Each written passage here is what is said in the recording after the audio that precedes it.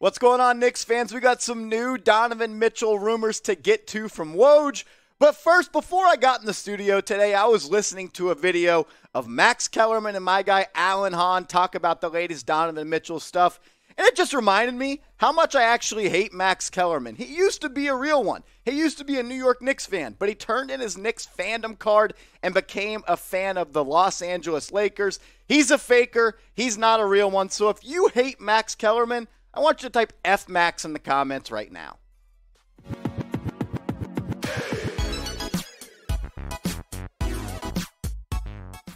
What's going on, everybody? You're watching New York Knicks Now by Chat Sports. I'm your host, Marshall Green. And before we get into the latest surrounding Donovan Mitchell, I want to say thank you from the bottom of my heart to everybody that's hit that big red button. We've been growing like crazy over here. 3,500 subscribers added in the past 28 days. We just passed the 10,000 subscriber milestone, and that's a credit to every single one of you guys. So thank you. I appreciate it. You're letting a kid that grew up rooting for the New York Knicks talk about them as a job. So thank you, salute, shout out to all the real ones. But for today's show, let's talk about Donovan Mitchell, the latest surrounding the Spider. Woj on ESPN, Get Up this morning with Greeny. He said New York is motivated. They're motivated to get Donovan Mitchell and make a trade happen. And as we know, we knew that. We know the Knicks are interested. But when Woj says something, you got to listen and take into effect what he's saying. He's tapped in with Leon Rose. He's tapped in with Danny Ainge.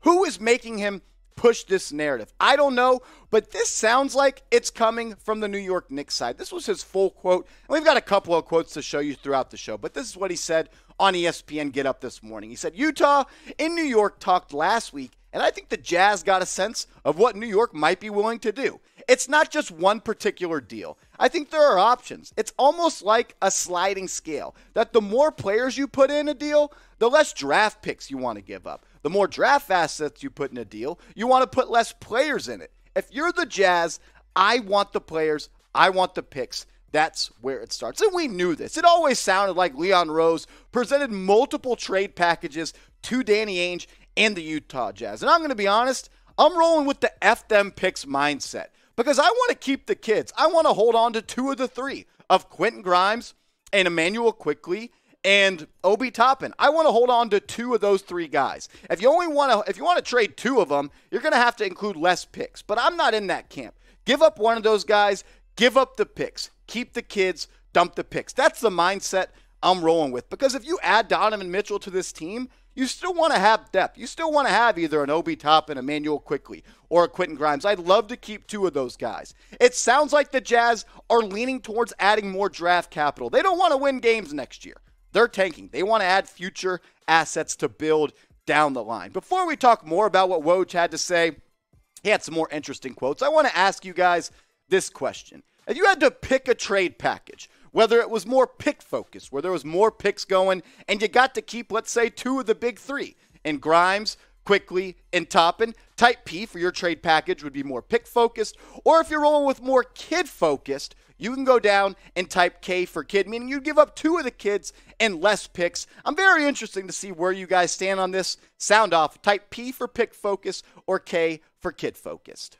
Woj was also on Get Up this morning talking about what the Jazz would prioritize in a Donovan Mitchell trade. And he talked about something that we've talked about on the show before. All the first round picks the New York Knicks have are not equal. And I'll describe that more in a little bit in a more lengthy description in a second, but this was his exact quotes of what he had to say. He said, I do think the Knicks and the Jazz will re-engage here at some point. Maybe it's this week, maybe it's next week, maybe it's in 2 weeks or 3 weeks. The Jazz are not necessarily going to move quickly. New York is motivated. They're motivated to get Donovan Mitchell, but I think they're also motivated to not just give up everything to get him. They've got 4 of their own unprotected first-round picks. People talk about 7 or 8 first-round picks.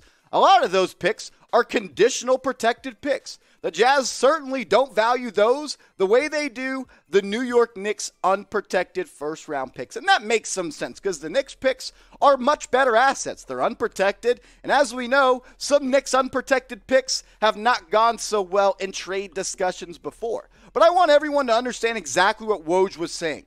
All first-round picks are not made equal. And let's go back to the draft night when the Knicks traded out of pick number 11 and they recouped 3 future first-round picks in that deal. Those 3 picks are not as valuable as the New York Knicks unprotected picks. Those are heavily protected. The highest some of those picks could be as low in the draft as number 9 overall. Low or high, I don't know how the way to describe that. But the best they could be is the number 9 overall pick. So I understand why people say 7, 8 first-round picks. The Knicks are going to give up 4 of their own picks, maybe 3, and a couple of those picks that they got in that trade, trading down from number 11 from the Oklahoma City Thunder. I also think the obsession with first-round picks from New York Knicks fans is a little bit weird at this point. We act like we're a team and a franchise that has been able to develop first-round picks. We have not re-signed a first-round pick to a multi-year contract since Charlie Ward in the frickin' 1990s. Let's stop acting like we're going to go out and draft another great player in the first round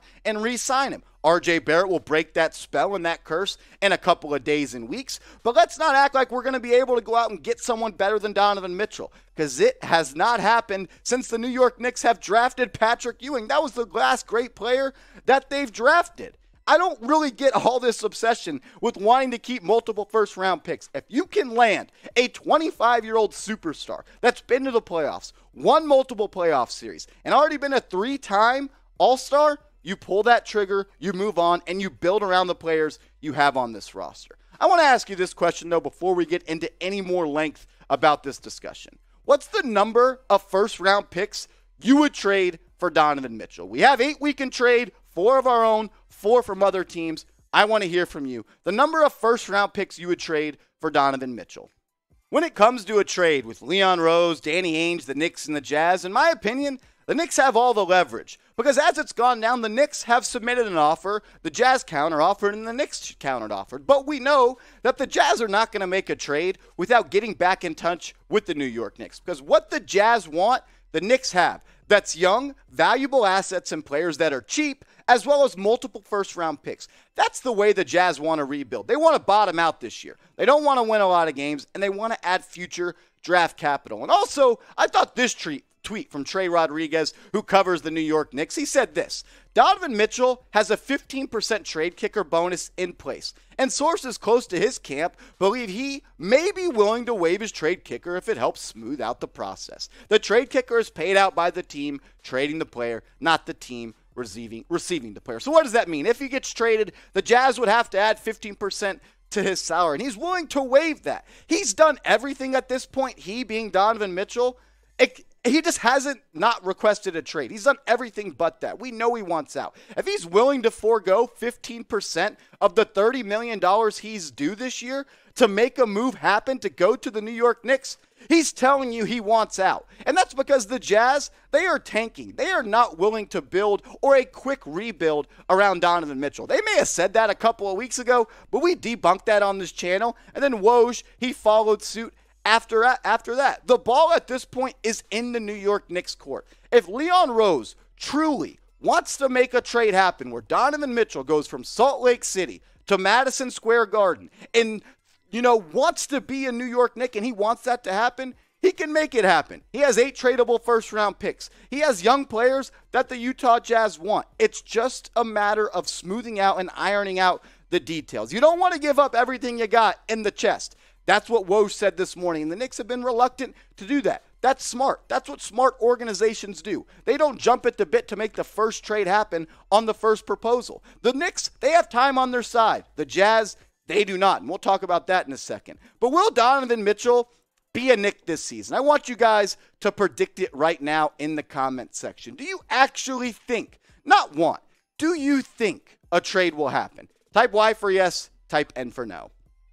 We got more stuff to talk about surrounding Donovan Mitchell. But first, I want to hook you guys up with an awesome deal we have going on with our proud sponsor today, Fanatics. When you go to chatsports.com/Knicks sale, they've got all types of Knicks gear on sale. Hoodies, T-shirts, this sick zip-up jacket. You can get a backpack. School is just around the corner. Stay swagged out in Knicks gear this summer and leading on into the NBA season. Rep the Knicks in the blue and orange. This hoodie, it's pretty damn sick. Head over to chatsports.com/Knicks sale. I'll put the link to that in the comment section and the description of this video. Click on it, shop, but you got to use the link. If you just go looking for it, you won't get the deals. Go to chatsports.com/Knicks sale.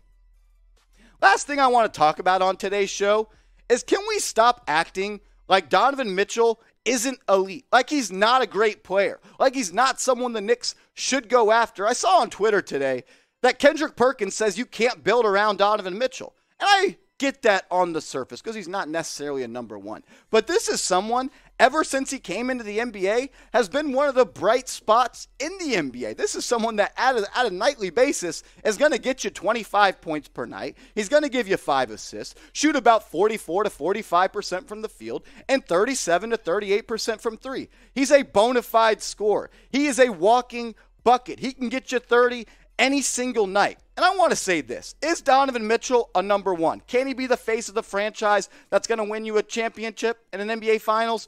Probably not.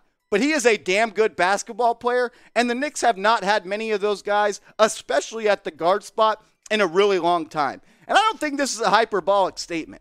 Donovan Mitchell would be the best New York Knicks guard since Walt Frazier, who entered the NBA Basketball Hall of Fame more than 40 years ago. Let that sink in. He's 25. He's a 3-time All-Star. We got some playoff stats to show you in a second that might change your mind. But I also want to say this. Stars attract stars. He's not going to be just the first move. So everyone's saying he's not a number one option. I agree with that, but he's going to bring someone here. These are all moves Leon Rose has planned out and has in sequence. First, it was get Jalen Brunson. Then it was going to get Donovan Mitchell, re-sign R.J. Barrett, and then prime yourself for the next star that's going to be open. Because Donovan Mitchell, he might be too good to pass up on. What he's done in the postseason has been remarkable. We haven't talked about it on this show nearly enough. 28.3 points per game in 39 playoff games, 4.7 assists, shooting 43% from the field and 37% from downtown. Averaging 28 points in the playoffs on 43% from the field is some stuff some NBA stars would dream of doing. And he's had some of the biggest performances in NBA playoff history that we will ever remember. Remember in the bubble when he dropped 57 and then he dropped 50 a couple days later? Look at the list right here. 50-point playoff games. Michael Jordan, you might have heard of him. He had 8. This guy named Wilt Chamberlain, I didn't know who he was this morning. Just kidding. 4. Allen Iverson, the answer. 3. And Jamal Murray and Donovan Mitchell, they have 2 50-point playoff games. Let's stop acting like Donovan Mitchell is not a needle mover, because he is. He would come to the New York Knicks and make them a contender in the Eastern Conference. That is just a fact of life that all Knicks fans, Knicks haters, and just the weirdos out there need to realize. Donovan Mitchell is the real effing thing. And if you made it this far in the video, you're a real one. And let me know you did. We've been doing the Real One roll call. You guys have been loving it. I love it because I get to see everybody that watches every video and watches to the end. I think that's pretty cool, and I want to give loves to you guys. So if you made it this far in the video, type Real One in the comment section right now.